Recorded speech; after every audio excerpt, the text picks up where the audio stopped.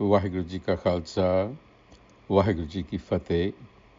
Welcome to this segment of Khoj Gurbani's a-sabad-a-day. Our recitation continues from Rag Todi, Mahalla Panjwa, the fifth Nanak, Guru Arjan.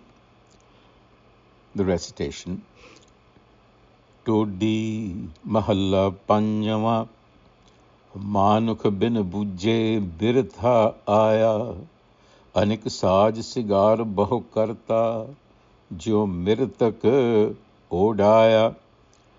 रहाओ थाए थाए coupon श्रम कीनो, एकत्र करी है माया। दान पुण्य नहीं संतन सेवा, कित ही काज न आया। करया भरण सवारी सेजा, कामन थाट बनाया। संग न पायो अपने परते, पेख पेख दुख पाया। सारो दिनस मजूरी करता, तह मुसलह छराया। खेद भयो बेगारी न्याई, घर के काम न आया। भयो अनुग्रह जाको प्रभ को, तिस हृदय नाम वसाया। साध संगत के पाछे परयो, जन नानक हर रस पाया. So in the Rahau, a human who does not cultivate discernment, or in other words, has no discernment, and we'll talk about discernment, Manukh Bin Bujhe. If you are without discernment, then birtha aaya, coming in vain. Your coming, your becoming into this world is in vain, is of no use. Anik saj sigar bhakarta, anik, many, saj sigar, decorations, ornamentation, bhakarta. A human does that. We adorn ourselves with many decorations and ornaments of different kinds. This could be money, jewelry, it could be learning. Even that is a decoration. But if all of that is done without discernment, then the Guru says, Anik saj sigar bahu karta, jo mritak udhaya. It is like a corpse, a dead body that has been dressed up. It's pretty hard hitting. Everything that we do, if it is done without awareness of the self, then you're just like a dead body moving around. And the word bujhe is the crucial word here. It comes from the root bujhna, to understand, to comprehend, or to grasp something. It's related to the Sanskrit bodha, awakening. That's what it shares its root with. In Gurbani, it means living comprehension from within. The experiential interior recognition of one's essential nature, one's origin, one's relationship to the universe. Without this orientation, human life is simply a waste. And the word bujhe appears about 32, 33 times, distributed across the various gurus. And it comes, most of the occurrences comes with bin bujhe, almost always invoking bin bujhe, bujna by its absence, to show the listener what the uncomprehending life looks like, so they can recognize themselves, as we will, as we go down this list. So, the first stanza, here's the recognition of what a person without bujhe is. It says, Dhai dhai kripan sram kino. Dhai dhai, we've already discovered, dhayana is to rush, to run. So the emphasis is that running here and there, like busybodies. Dhai dhai kripan sram kino. Kripan means the miser. Sram, to exert. So the miser exhausts itself running around, gathering and hoarding wealth. Ikatra kari hai maya. Ikatra is to collect maya. Daan pun nahi santan seva. Kit hi kaj na aya. So daan pun, charity, virtuous deeds. Now these are not any external virtuous deeds, but the daan and the pun here relates to santan seva.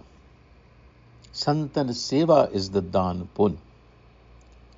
Service to the Guru, to assimilate the knowledge of Guru wisdom.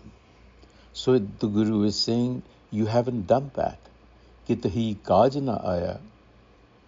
Nothing that you do outside of Guru wisdom, no matter what you think you're doing in terms of dan pun, does nothing really. It is to no end. So the miser accumulates for its own sake. So a kirpan is one whose fist is clenched shut, unable to let anything flow outward. So you see, when none of these flow, the wealth that you accumulate becomes a dead weight. And then, another example, Kar abharan savari seja kaman thaat banaya, like a bride. You know, we are all bride souls. So like a bride, the human puts on jewelry, meaning adorns itself, kar abharan, from abhushan, and decorates the nuptial bed, savari seja, and arranges the whole display beautifully, kaman thaat banaya, well, to attract others. But sangana payo apne parte, in doing all of this, the company of the self was not made. Sangana payo apne bharte. And then what happened? Pekh dukha paya. It brings repeated sorrow. So the second image here is that of an adorned bride. The soul, the bride to the husband, the Almighty, Har, preparing everything, ornaments, bed, arrangement, and yet not obtaining union. So that becomes a suffering. And then, Saro dinas majuri karta, toh musalah charaya, khed bayo begari nyai, ghar ke kaam na aya. Toiling every day, long toiling like a laborer. But that toil is like pounding empty husks. In other words, the effort yields no grain. Begari nyai.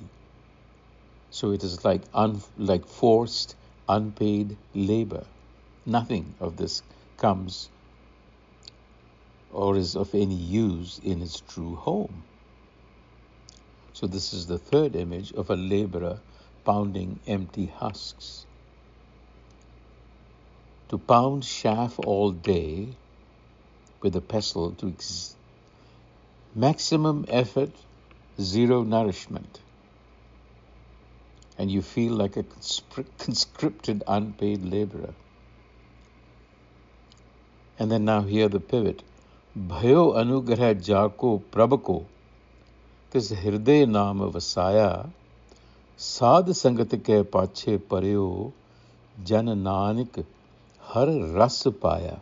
So bhayo anugrah, bhayo, when grace is felt, bestowed. Jako prabhako, upon whomever that grace is felt or bestowed by the prab, this hirday naam vasaya, that's what happens. The wisdom is instilled in the heart. Hirday naam vasaya. Sad sangat ke pache paryo. So jan nanak har ras paya. So the Nanak, the servant, follows humbly behind the Sadh Sangat, a reference to awakened minds, awakened souls, the Guru. So the Guru says, that is how I have obtained the sublime nectar. So you have three images that are futile, and then there is grace, for which there is no particular technique or discipline. This is the practical path. You just have to submit, give yourself up, and not pretend that you are an autonomous center of experience, because you're not. You're informed by more than what you just think. You're shaped by more than what you even know. You react to things that you don't even know about. So in order to say, I really don't know, is the mark of grace. Vaheguru Ji ka Khalsa, Vaheguru Ji ki Fateh.